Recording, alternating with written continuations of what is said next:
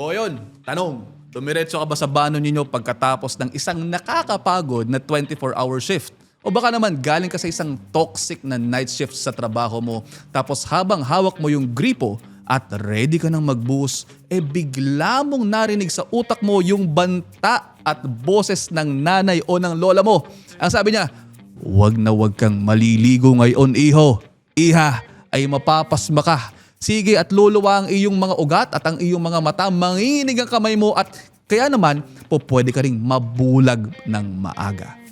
Dahil sa takot, binaba mo yung tabo. Tapos ang ending, natulog ka na lang nang malagkit ang likod mo, amoy pawis ka, medyo may amoy at higit sa lahat, balisa. Patagong nagdarasal ka rin na sana ay hindi ka magising na may kung anong permanenteng kapansanan dahil lamang nabanlawan mo ang mga paa mo. Ironic, di ba? Gusto mo lang naman talagang maging malinis bago ka humiga sa kama mo pero nakakatulog ka ng may dumi at nauwi ka ng pagtitiis ng dahil sa takot sa tinatawag na pasma. At huwag kang mag-alala, hindi ka nag-iisa sa takot na yan. Alam niyo, amidado ako nung nagsisimula ako bilang isang doktor, isang batang doktor. During my clerkship days, during my internship days, nako, yan yung mga panahon siguro na sabog-sabog na rin yung utak ko dahil nga, di ba, sa katotohanan ng bagay po yung mga doktor, kami po, dumaan kami sa phase na 36 hours kaming halos gising.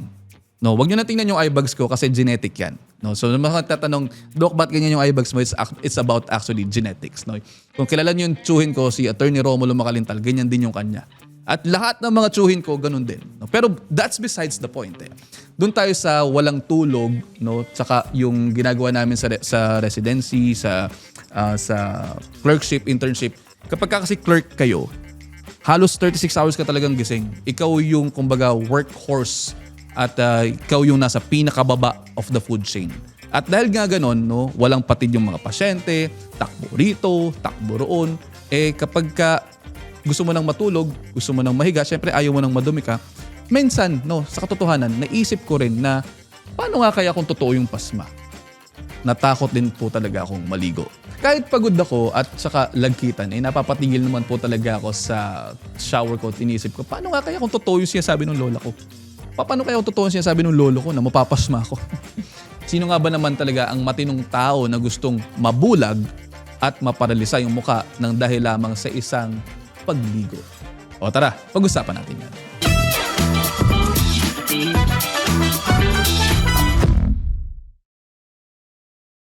Iwasan na yung mga nakalilitong medical terms at kung ano-anong advice. Burahin from internet ang fake news. Mula sa inyo hanggang dito sa pinto ng klinika ko, ito ang totoong siyensya, totoong kalusugan at walang halong guilt trip.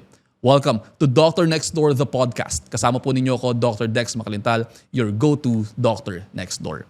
Lahat ng gusto ninyong malaman, sasagutin natin yan. Nakatimo na yata kasi talaga sa likod ng mga utak nating mga Pilipino ang matinding takot sa pasma na ipinamana sa atin ng mga lolo at lola natin at even yung mga magulang natin. Yung nanay ko nga, naalala ko, mapapasma nga din daw ako Hindi kasi yung doktor, pero yung tatay ko doktor. Pero yung tatay kong doktor, minsan mas naniniwala pa sa nanay kong hindi doktor. Lalo na pagdating dyan sa mga pasma-pasma na yan. At kahit na may hawak ka na talagang diploma ng medicine, minsan kahit puyat ka at pagod ka, minsan talaga, mas mabilis pa rin gumana yung kultura natin kaysa sa logic. Pero seryoso na po tayo ngayon. Bilang inyong doktor at kakampi sa kalusugan, kinakailangan na po nating basagin ang cycle na ito. Panahon na para ihiwalay po natin ang kwentong barbero at mga lumang pamahiin sa totoo at purong siyensya. Alamin natin kung ano nga ba talaga ang nangyayari sa katawan ninyo kapag binubuhusan ito ng tubig habang kayo ay puyat, habang kayo ay pagod, at habang kayo ay pawisan. O ito na po yung katotohanan ang tinatawag po nating pasma ay isang konseptong kultural lamang po dito sa atin sa Pilipinas. Ibig sabihin, sa medisina, ang tawag dyan ay culture-bound syndrome. Ibig sabihin po again, kapag pumunta po kayo sa States o sa Europe o kahit sa pang bansa, sa Asia man yan o sa iba pang mga continents, at sinabi po ninyo sa mga doktor doon na, "Dok, napasma po ako kasi naligo po ako pagkatapos ko mag-overtime." Pero dapat doon sa vernacular nila, hindi Tagalog kasi baka hindi kayo maintindihan. Kakamutin lamang po talaga nila yung ulo nila at wala po kayong katumbas na terminong medical na makikita o kahit anong diagnostic code dyan sa pasma sa buong mundo. Hatiin po natin yung mga sintomas na sinisisi po ninyo sa tubig. Yung bigla panlalabo ng mata ninyo, yung panginginig ng kamay ninyo habang humahawak kayo ng kutsara, at yung biglang paghihina ng tuhod ninyo pagkatapos ninyo ng mahabang shift, hindi yan dahil nabasa po kayo ng tubig mula sa gripo. Scientific explanation, ganito po yan. Yung mga yan, direktang senyales yan na po pwedeng severe sleep deprivation, pwedeng matinding pagkapagod ng inyong mga kalamnan, at po pwede rin actually na hypoglycemia o bumabagsak yung sugar sa dugo ninyo dahil nakalimutan na ninyong kumain sa sobrang busy, at ang sala rin dyan actually ay ang puyat at gutom, hindi ang shower po ninyo. Hatiin natin ang katotohanan gamit ang purong medisina. Bakit nga ba pakiramdam mo nagkakasakit ka kapag naligo ka ng pagod o puyat? Una, meron tayong tinatawag na autonomic nervous system and cortisol factor. Kapag puyat at pagod po kayo, ang katawan po natin ay nasa ilalim ng matinding stress. Pwedeng tumataas ang cortisol o yung stress hormone natin, at pwede yung nervous system natin medyo active. Kaya medyo nagiging overloaded yan. Sobrang higit yung pagod natin kapag ganito yung sistema. So pwedeng pagodin yung mga kalamnan natin, pwede rin pagodin po yung mga ugat natin.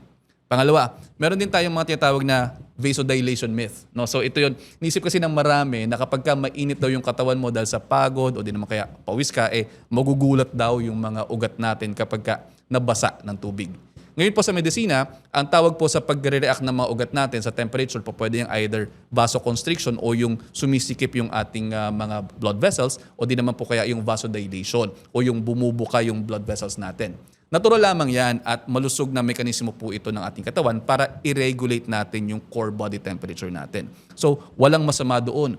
Hindi yan yung nagiging sanhi ng pagkakabulag o di naman kaya pagkakaparalisa.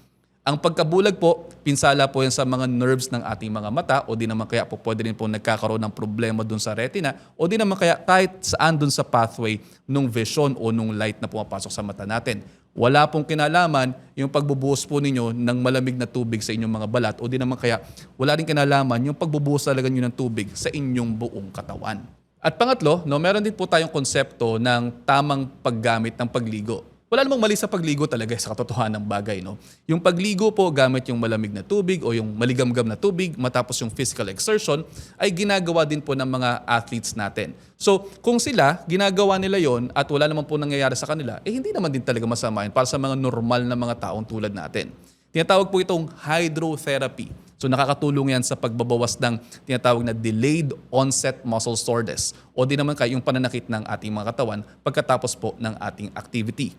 Pwede din po pinapabilis yung muscle recovery natin sa pamamagitan ng pagpapaalis ng lactic acid papalabas sa ating mga kalamnan. So, yung mga yan yung mga mechanisms na pwede po talagang makatulong sa atin. So again, hindi po masamang maligo pagkatapos po ng exertion. Kasi isipin niyo, di ba, yung mga nagsuswimming, yung swimming po ay isang form of exercise. So kung masamang maligo pagkatapos ng exercise, bakit yung mga swimmers naliligo? Bakit kayo pagkatapos yung mag-swimming, naliligo po kayo? So ganoon din po iyon pagdating po sa ehersisyo. Wala talaga yung tungkol dyan sa pasma. Sa dami ng nababasa mo online, hindi mo na alam kung ano nga ba ang totoo sa hindi. Misinformation creates fear sa ating mga isipan. Sinasabi ng iba na delikado nga raw ang GLP-1s, but we need to rely on science, not scare tactics. Obesity is a complex chronic condition, and these medications are scientifically designed to help you manage it safely. The benefits of managing your weight with legitimate FDA-approved tools far outweigh the risks. Ang pangmatagalang kalusugan ay nakabase sa facts over fake news. Maging matalino sa pagpili ng impormasyon. Ang tamang kaalaman ang pinakamabisang sandata, maging maiwas tayo sa ating mga kalusugan araw-araw. Para sa tamang gabay, laging kumonsulta sa inyong pinaka-pinagkakatiwalaang doktor. Pumunta rin sa novocare.ph para malaman ng iba pang mga detalye. Let's live lighter. See you sa clinic. Ingat! Sisimulan natin po ito ngayon, yung 7-day Ligo Walang Pangamba Challenge. Sa susunod na 7 araw tuwing kayo ay uuwi ng puyat, pagod at pawisan mula sa trabaho o eskwela, magpahinga muna po ng 15 minutes para matuyo ang inyong pawis. Maligo gamit ang malimig o mga maligamgam na tubig ninyo. I-document po ninyo kung gaano kabilis at kasarap ang tulog ninyo pagkatapos. Huwag hayaang puyat ka na nga sa trabaho, puyat ka pa sa takot. Ang pasma ay isang myth. ang kalinisan at maayos na pagtulog ay siyensya. Alagaan ang inyong mga katawan, protektahan ang inyong kalusugan. Ako po ulit ang inyong health ally, nagpapaalaala, hugasan ng pagod, i-refresh ang utak mo. Time out na. So ako alis na. Bye-bye.